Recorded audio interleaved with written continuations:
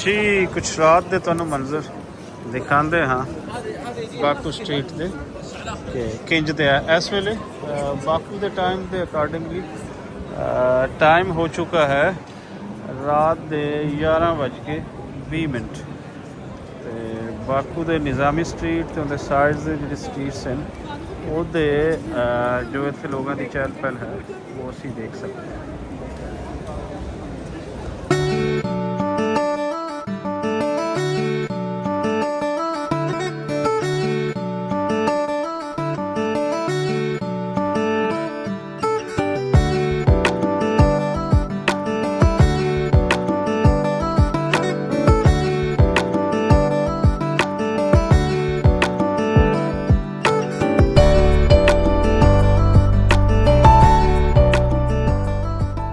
Buildings लग रही हैं बिल्कुल नवियां कंस्ट्रक्ट हुई नहीं लग रही लेकिन डेकोरेट कमाल का किया गया।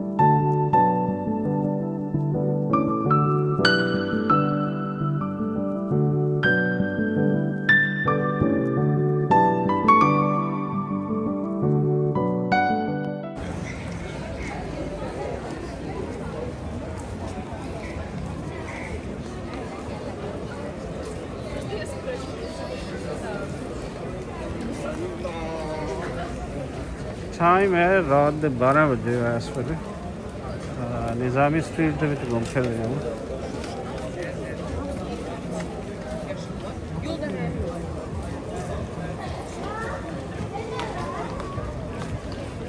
काफ़ी पैदल चलते हैं लोग। Если честно, у меня вот другая.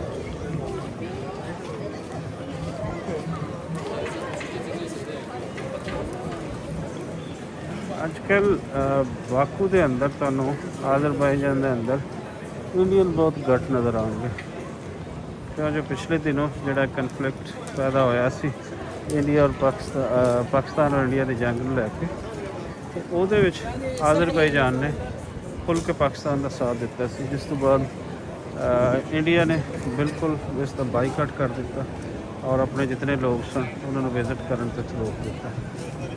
लेकिन उसके बावजूद भी दुनिया के बाकी खित्तों तो लोग इतने चंगी तादाद इतने आए हुए हैं। इस वेले रात के 12 बजे का मंजर तुम देख रहे हो कि निज़ामी स्ट्रीट इस वेले लोगों के नाल भरी हुई है।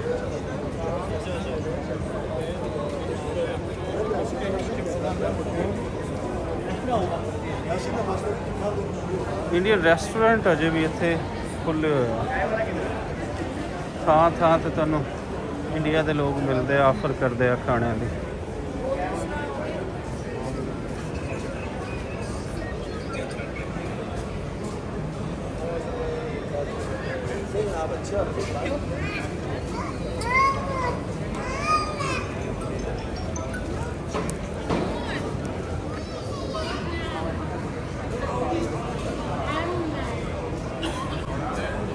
ਦੁਨੀਆ ਭਰ ਦੇ ਬ੍ਰਾਂਡਸ ਸੌਰੀ ਵੱਡੇ ਬ੍ਰਾਂਡਸ ਇੱਥੇ ਨਿਜ਼ਾਮੀ ਸਟਰੀਟ ਦੇ ਅੰਦਰ ਉਹਨਾਂ ਦੀਆਂ ਸ਼ਾਪਸ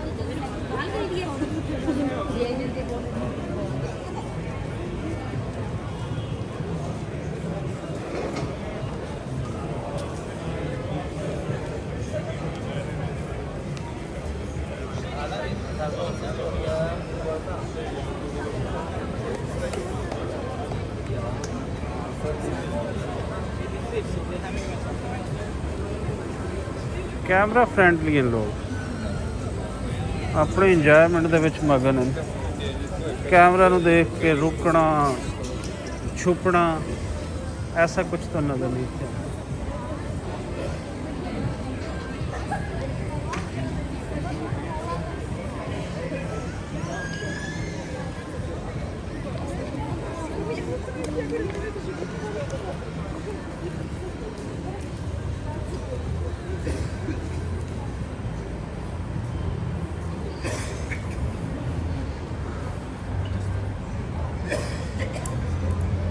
अट्रैक्शन है दुनिया भर के टूरिस्ट वास्ते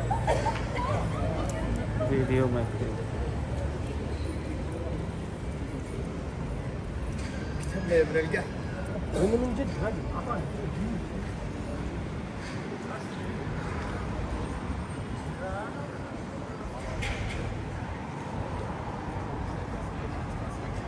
पीछे तक बहुत ही खूबसूरत लाइटिंग बिल्डिंग्स डेकोरेशन बहुत ही वधिया नज़ारे